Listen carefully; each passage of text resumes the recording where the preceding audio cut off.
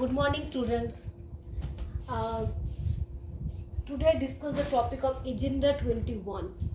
So এটা খুব ভীষণ একটা important topic class 10 CBSE board first unit জিওগ্রাফিতে, যেটা এজেন্ডা 21 এর ব্যাপারে কি, the definition, concept, goal and the importance, এই টপিকগুলো কিন্তু আজকে ডিসকাশন হবে। ওকে, তো প্রথমে দেখে নাও এজেন্ডা 21 বলতে কি বোঝা যায়। It is declaration signed by world leaders in 1992, 3rd to 14 June at the United Nations Conference on Environment and Development, in the short UNCED, which took place at Rio de Janeiro, Brazil, at aims at achieving global sustainable development. Okay, তাহলে আমরা কি জানতে পারলাম? দেখো, agenda 21 যেটা, সেটা আমরা একটা শর্টলি একটা জিনিস ভালো করে বোঝার চেষ্টা করব, যে এই টার্মটা কোথার থেকে এসছে, কোন কনফারেন্সে ফার্স্ট এটা ইউজ হয় এবং এটার মোটো কি কি ছিল। ঠিক আছে, প্রথমে বলে রাখি তোমাদের যে 29 ইন দ্য ইয়ার 1992-তে 3rd to 14 জুন একটা আর্থ সামিট হয়েছিল, যেটা একটা ইন্টারন্যাশনাল কনফারেন্স হয়েছিল, যেখানে কি হয় না, সেখানে হয়েছিল ব্রাজিলের রিও ডি জেনিরো সিটিতে হয়েছিল। সেই কনফারেন্সে কি করা হয় না, সেই কনফারেন্সে কি হয় না, তোমার প্রায় দেশের মোটামুটি বলতে পারো 178 countries 178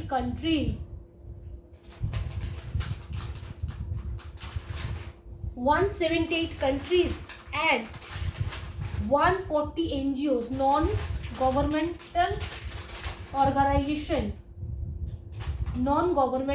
organization. ওকে, তো এই যে আর্থ সামিট হয়েছিল ব্রাজিলের রিও ডি জেনিরো সিটিতে 3rd to 14 জুন, যেখানে প্রায় ইন্টারন্যাশনাল কনফারেন্সে কি হয় না 178 কান্ট্রিজ এবং 1400 এনজিওস কি হয় বা নন গভর্নমেন্ট অর্গানাইজেশন কি হয় সেখানে পার্টিসিপেট করে। ঠিক আছে, সেই পার্টিসিপেশনে বা সেই বিগ যে ওয়ার্ল্ডের মধ্যে বিগ যে কনফারেন্স হয়েছিল, যেটা এনভায়রনমেন্টাল কিছু ব্যাপার নিয়ে ডিসকাশন হয় যেখানে কনফারেন্সে, সেখানে মূল কথা ছিল যে নেচার কনজারভেশন বা এনভায়রনমেন্টাল কনজারভেশনের উপরে যে কনফারেন্স হয়েছিল, ইন্টারন্যাশনাল আর্থ সামিট। তো সেই আর্থ সামিটে কি করা হয় না, বলা হয় যে কিছু কথা বলা হয় যে দেশের রিসোর্স থাকে না কেন সেটাকে প্রপারলি ইউজ করতে হবে, এবং সেখানেই কিন্তু আর্থ সামিটে সাস্টেনেবল ডেভেলপমেন্ট কথাটি কিন্তু উঠে আসে। তো সাস্টেনেবল ডেভেলপমেন্টের যখন ব্যাপারটা আসে তখন কিন্তু বলা হয় যে এখানে প্রত্যেকটা কান্ট্রিকে কি করতে হবে না, তার দেশের যে রিসোর্স আছে সেটাকে প্রপারলি ইউজ করতে হবে, সেখানে কনজারভেশন করতে হবে ন্যাচারাল রিসোর্সকে, সেখানে মিসইউজ করা চলবে না, সোশ্যাল অ্যাওয়ারনেস তৈরি করতে হবে, এবং প্রত্যেকটা দেশকে প্রপারলি কিন্তু সাস্টেনেবল ডেভেলপমেন্টের উপরে কনসেন্ট্রেট করতে হবে, যাতে নেক্সট জেনারেশনের কোনো প্রবলেম না হয়। তো এইরকমভাবে কিছু দেখো, it is an agenda two combat environmental damage, poverty, United through global cooperation on common interests, mutual needs and share responsibility.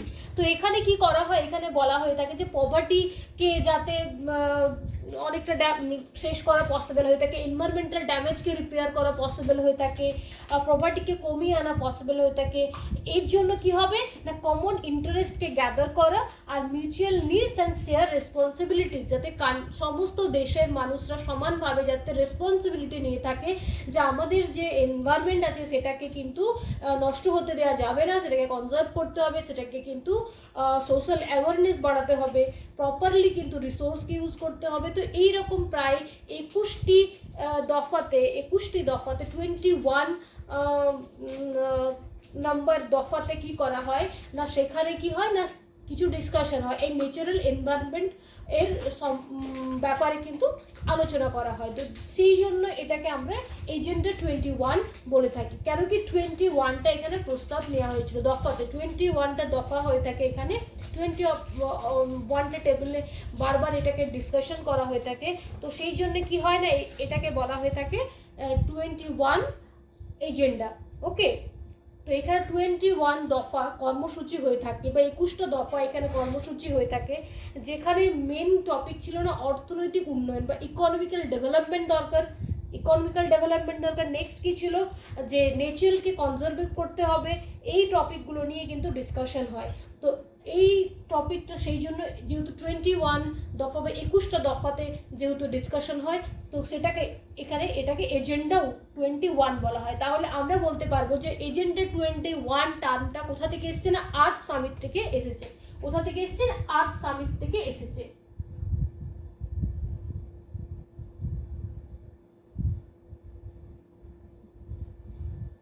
Agenda 21 derive from the what's earth summit. তো এটা হচ্ছে ইন্টার রিলেটেড। আর্থ summit হয়েছিল কখন না in the year 1992-তে হয়েছিল, যেটা ব্রাজিলের Rio de সিটিতে 3rd to 14 জুন হয়েছিল। যেখানে দেখো ব্রাজিলের রিও ডি জেনিরোতে হয়েছিল, যেখানে কি করা হয় না at the United nation conference on environment and development, UNCED, ঠিক আছে, যেখানে কি হয় না ওয়ার্ল্ডের কনফারেন্স 178 কান্ট্রিজ এখানে পার্টিসিপেট করেছিল, আর 1400 এনজিও সেটাতে পার্টিসিপেট করেছিল। ওকে, তো এইটা কিন্তু তোমাদের মনে রাখতে হবে যে এখানে আর্থ সামিটে এজেন্ডা 21 বা 21 যে দফা হয় সেখানে তো ওই টপিকে ডিসকাশন হয়ে থাকে, নেচার রিলেটেড ডিসকাশন হয়ে থাকে। তো সেই জন্য এটাকে এজেন্ডা 21 বলা হয়ে থাকে। ঠিক আছে, তো সেখানে কি কি বিষয়গুলো নিয়ে ডিসকাশন হয়েছিল এজেন্ডা 21-এ, তো সেগুলো এরপর আমরা চলো দেখে নেব।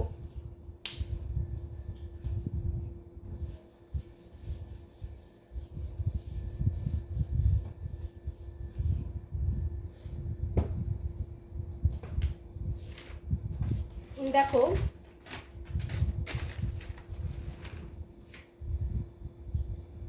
এখানে আরেকটা টপিক খুব ইম্পর্টেন্ট ছিল, যেটা বলা হয়েছিল। দেখো agenda 21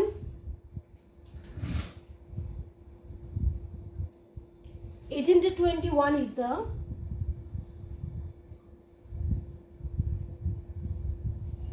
Agenda 21 is that every local government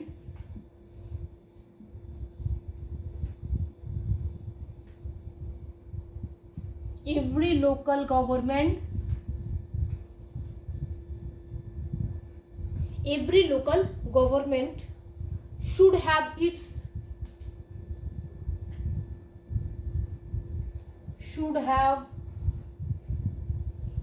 have its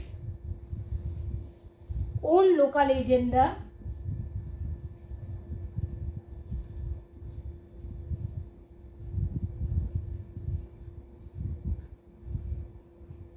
own local agenda 21 to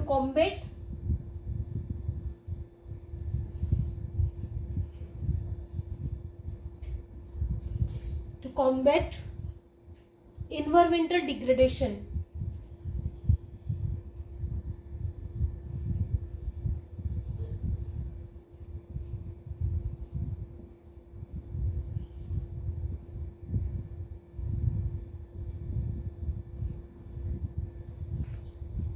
So কি এখানে বুঝতে পারলাম, দেখো agenda 21 is that every local government should have its own local agenda 21 to combat environmental degradation. এখানে কিন্তু কি বলা হয়েছিল এজেন্ডা 21-এ আর্থ সামিটের ক্ষেত্রে কি বলা হয়েছিল না, এখানে সমস্ত দেশের লোকাল গভর্নমেন্ট এবং সমস্ত অর্গানাইজেশনকে সমানভাবে কিন্তু রেসপন্সিবিলিটি নিতে হবে এবং কি করার জন্য না এনভায়রনমেন্টাল ডিগ্রেডেশনকে আটকানোর জন্য। ঠিক আছে, এনভায়রনমেন্টাল ডিগ্রেডেশনে যাতে না হয় সেই জন্য কিন্তু বা এনভায়রনমেন্টাল ডিগ্রেডেশনকে কম করা যায় এবং ন্যাচারাল রিসোর্সকে কি করা হয় না সেটাকে কনজার্ভ করা হয়ে থাকে, সেইটার উপরে কিন্তু বিশেষ জোর দেওয়া হয়েছিল। ঠিক আছে, সেটা কিন্তু বিশেষ জোর দেওয়া হয়েছিল।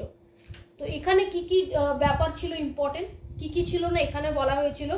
দেখো agenda 21 is the process that aims to integrate the social, environment and economic aspect of development in order that all future development is sustainable. ঠিক আছে, তো এখানে কি বলা হয়েছিল না development in all order that all future future development is sustainable. কি বলা হয়েছিল দেখো, অল ফিউচার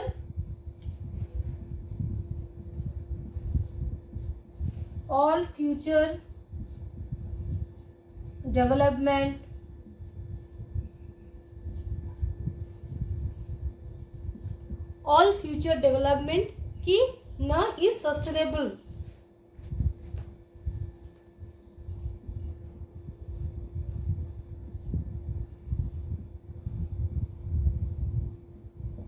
তো এখানে কি বলা হয় না, all future development is sustainable, যাতে নেক্সট ফিউচারে কি হয় যে যাই ডেভেলপমেন্ট হোক, ইকোনমিক্যাল ডেভেলপমেন্ট হোক বা ন্যাচারাল ডেভেলপমেন্ট হয়ে থাকে বা সোশ্যাল ডেভেলপমেন্ট, এনভায়রনমেন্টাল ডেভেলপমেন্ট, যে কোনো ডেভেলপমেন্ট হয়ে থাকুক না কেন, সেখানে কিন্তু সাস্টেনেবল ডেভেলপমেন্ট কিন্তু কথা এখানে বারবার জোর দেওয়া হয়েছে। আর সাস্টেনেবল ডেভেলপমেন্ট কি, তার উপরে অলরেডি আমার একটা ভিডিও রয়েছে, তোমরা চেক করে নেবে। এবং এজেন্ডা 21 আই হোপ তোমাদেরকে আমি বোঝাতে পারলাম। এটা কি রিলেটেড হচ্ছে আর্থ সামিটের সাথে। আর্থ সামিটে এজেন্ডা 21 কথা উঠে আসে, সেখানে 21টা দফা হয়ে থাকে। 21টা দফায় বারবার কিন্তু এনভায়রনমেন্ট কনজারভেশনের ওপরে, সাস্টেনেবল ডেভেলপমেন্টের ওপরে, এবং যাতে সব কান্ট্রি সবাই একসাথে কি করতে পারে না, ন্যাচারাল রিসোর্সকে কনজার্ভ করতে পারে, ন্যাচারাল ডিগ্রেডেশন বা পলিউশনকে কম করতে পারে। তো এই সমস্ত বিষয়গুলি বারবার আলোচনা হয়ে থাকে এই কনফারেন্সে, যেখানে 178টা দেশ সেখানে পার্টিসিপেট করে বা কান্ট্রি, এবং প্রায় 1400 এনজিও সেখানে পার্টিসিপেট করে থাকে। তো এখানে 21 দফাতে বা 21 এজেন্ডাতে এখানে যেহেতু করা হয়, তাই একে এজেন্ডা 21 বলা হয়ে থাকে, যেটা হয়েছিল ব্রাজিলের রিও ডি সিটিতে ইন দ্য ইয়ার 1992-তে। 3rd to 14 জুন এই কনফারেন্সটা হয়েছিল। এটা ওয়ার্ল্ডের মধ্যে এখন অব্দি সব থেকে বড় কনফারেন্স হয়েছিল। তো সেখানে এই টপিকটা নিয়ে কিন্তু আলোচনা হয়েছিল। তো আই হোপ তোমাদের আমি বোঝাতে পারলাম। যদি ভালো লেগে থাকে অবশ্যই লাইক, শেয়ার এবং সাবস্ক্রাইব করো, এবং নেক্সট ভিডিওগুলি দেখার জন্য অবশ্যই তোমরা বেল আইকনে ক্লিক করো এবং নেক্সট নোটিফিকেশন পেয়ে যাবে। আর অবশ্যই আমার ডেসক্রিপশন বক্সটা চেক করতে বলো না, কেন কি আমি সমস্ত কপি কিন্তু ডিটেলস নোটস আমি তোমাদের ডেসক্রিপশন বক্সে দিয়ে দিই। তো অবশ্যই তোমরা চেক করে নেবে। সবাই নেক্সট ক্লাসের জন্য ওয়েট করো। তো চলো আজকের মতন এখানে, নেক্সট ক্লাসে দেখা হবে। আজকের মতন এখানেই, ভালো থেকো। So good bye.